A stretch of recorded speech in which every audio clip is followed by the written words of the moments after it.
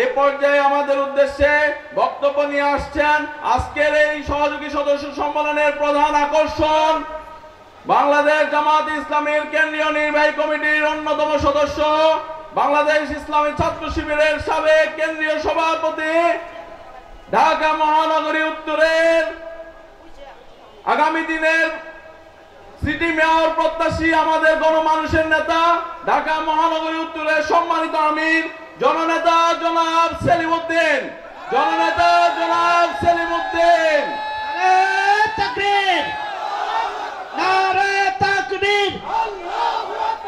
বাংলাদেশ জামাত ইসলামী জিন্দাবাদ জিন্দাবাদ।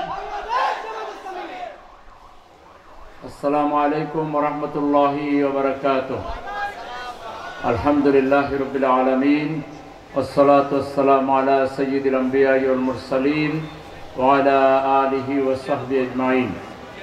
বাংলাদেশের গণমানুষের প্রাণপ্রিয় শহীদি কাফেলা বাংলাদেশ জামাত ইসলামী ঢাকা মহানগরী উত্তরের অত্যন্ত গুরুত্বপূর্ণ একটি থানা পল্লবী মধ্য থানার উদ্যোগে আয়োজিত আজকের এই সহযোগী সদস্য সমাবেশের সংগ্রামী সভাপতি প্রিয় ভাই রইসুল ইসলাম, মঞ্চভূমিষ্ঠ বিশেষ অতিথিবৃন্দ এবং সাংবাদিক বন্ধুগণ, অত্র এলাকার বাসিন্দাবৃন্দ, ভাই এবং বোনেরা এবং আজকের এই প্রোগ্রামে আগত প্রিয় বন্ধুরা,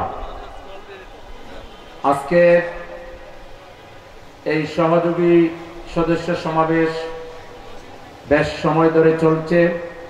আমাদের ভাই রইসুল বলেছেন এটি আবাসিক এলাকায় প্রোগ্রাম হচ্ছে বিদায় কিছু চলাচলে বিঘ্ন ঘটেছে।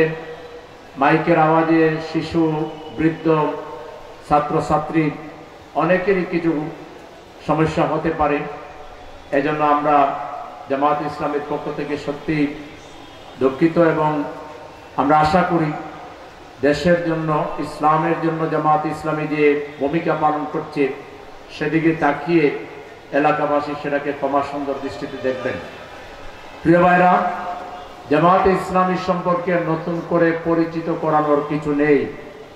জামাত ইসলামী তার দীর্ঘ পথ পরিক্রমায় এমন এক পথে এমন এক আদর্শ নিয়ে কাজ করছে যে আদর্শ নিয়ে এই পৃথিবীতে এসেছিলেন নবী রাসূলগণ। প্রথম নবী, প্রথম মানব হযরত আদম আলাইহিস সালাম থেকে শুরু করে শেষ নবী মুহাম্মদুর রাসূলুল্লাহ সাল্লাল্লাহু আলাইহি সাল্লাম পর্যন্ত সকল নবী যে আদর্শের জন্য এই দুনিয়ায় এসেছিলেন এবং তারা কাজ করেছিলেন, প্রাণপণ লড়াই করেছিলেন, যে আদর্শ হচ্ছে আমাদের স্রষ্টা প্রদত্ত আদর্শ, যে আদর্শ হচ্ছে কালজয়ী আদর্শ, বিশ্বজনীন আদর্শ, মানবতার মুক্তির একমাত্র গ্যারান্টি আল ইসলাম। সেই ইসলামকে নিয়ে জামাত ইসলামী কাজ করছে। জামাত ইসলামী এদেশে একটি ইসলামী সমাজ চায়, কোরআনের সমাজ চায়, এদেশে একটি নবীওয়ালা সমাজ চায়, আল্লাহওয়ালা সমাজ চায়। জামাত ইসলামী আল্লাহর আইনের ভিত্তিতে এবং সৎ লোকের নেতৃত্বে একটি ইনক্লুসিভ সমাজ, যেখানে মানুষ সততার ভিত্তিতে, তাকওয়ার ভিত্তিতে, যোগ্যতার ভিত্তিতে তারা এই সমাজকে নেতৃত্ব দিবে।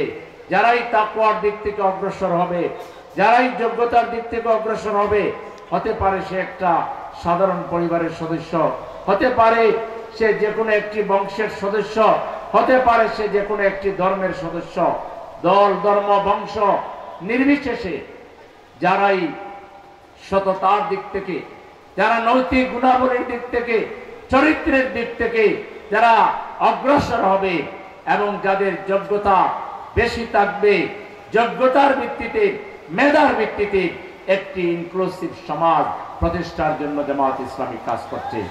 জামাত ইসলামী চায় এদেশের জন্ম নেওয়া প্রত্যেকটা নাগরিকই তার অধিকার ফিরে পাক, প্রত্যেকটা নাগরিক বাংলাদেশকে তার নিজের দেশ হিসাবে সে গর্বিত হোক, প্রত্যেকটা নাগরিকের এখানে কথা বলার স্বাধীনতা থাকুক, চলাফেরার স্বাধীনতা থাকুক, তার জীবনের নিরাপত্তা নিশ্চিত হোক।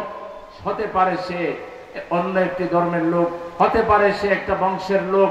বংশ, বর্ণ, দল, মত, জাতি, ধর্ম নির্বিশেষে মানুষ এই বাংলাদেশে স্বস্তি প্রকাশ করবে। মানুষ স্বাধীনভাবে স্বাচ্ছন্দ্যের সহিত ব্যবসা বাণিজ্য করবে। মানুষ স্বাধীনভাবে তার মনের কথা প্রকাশ করবে, লেখালেখি করবে।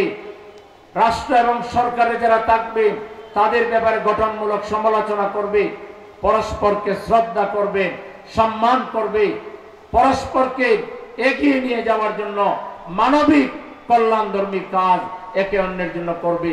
এরকম একটি সুবিচারপূর্ণ মানবিক সমাজ প্রতিষ্ঠার জন্য জামাত ইসলামী কাজ করছে। এই একই কাজ করেছিলেন নবী রাসূলগণ। এই কাজের জন্যই আল্লাহ তাআলা দুনিয়াতে আমাদেরকে প্রেরণ করেছেন। আল্লাহ কোরআনে বলছেন, কুনতুম খায়রা উম্মাতিন উখরিজাত লিন-নাস, তোমরাই সর্বোত্তম জাতি, তোমাদেরকে এই দুনিয়ায় আনা হয়েছে মানুষের কল্যাণ করার জন্য, মানুষের সেবা করার জন্য, মানুষকে ভালোবাসার জন্য, মানুষকে সেবা করার জন্য। মানুষকে মানুষ এগিয়ে নিয়ে যাবে, মানুষ মানুষের প্রতি দয়ালু হবে, মানুষ মানুষকে শ্রদ্ধা করবে, সম্মান করবে, কেউ কাউকে ঘৃণা করবে না, কেউ কাউকে অপমানিত করবে না। এখানে মানুষের মধ্যে সুস্থ প্রতিযোগিতা হবে, মানুষের মধ্যে পারস্পরিক গঠনমূলক চর্চা হবে। কেউ কাউকে অন্যায়ভাবে কোনো ভাষা ব্যবহার করবে না, কেউ কাউকে গালি দেবে না, কেউ কারো উপরে ছড়ি ঘোরাবে না, কেউ কারো উপরে প্রভুত্ব কায়েম করবে না, কেউ নিজেকে মালিক মনে করবে না, অন্যকে প্রজা মনে করবে না, দাস মনে করবে না। বরং 18 কোটি মানুষ আমরা সবাই মিলে এই বাংলাদেশের মালিক, সবার সমান অধিকার, এরকম একটা ইনক্লুসিভ সমাজ প্রতিষ্ঠার জন্য জামাত ইসলামী কাজ করছে। জামাত ইসলামীর এই গঠনমূলক কাজকে গঠনমূলকভাবে মোকাবেলা করতে ব্যর্থ হয়ে, আদর্শ দিয়ে মোকাবেলা করতে ব্যর্থ হয়ে কতিপয় রাজনৈতিক দল জামাতের বিরুদ্ধে অলওয়েজ আজগুবি কাল্পনিক ট্যাগ লাগিয়ে, জামাতের বিরুদ্ধে মিথ্যা প্রপাগান্ডা চালিয়ে, জামাতের বিরুদ্ধে অত্যাচার চালিয়ে, নির্যাতন চালিয়ে জামাতের কণ্ঠরোধ করে জামাতকে গলা টিপে দুনিয়া থেকে বিদায় করার চেষ্টা করেছিল। কোরআনের ভাষায় ইউরিদুনা লিয়ুতফিউ নূরাল্লাহি বিআফওয়াহিহিম আল্লাহু মুতিম্মু নূরিহি ওয়ালাউ কারিহাল কাফিরুন। ওরা মুখের ফুৎকার দিয়ে আল্লাহর নূরকে নিভিয়ে দিতে চায়, কিন্তু আল্লাহ তার নূরকে তিনি প্রজ্বলিত করবেনই।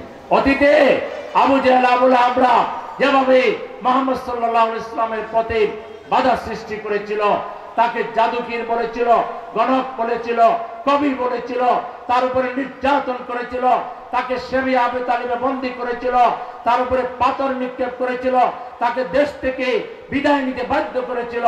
ঠিক তেমনি এই বাংলাদেশের সবুজ ভূখণ্ড থেকে আল্লাহওয়ালা মানুষগুলোকে, নবীওয়ালা মানুষগুলোকে, তাকওয়াবান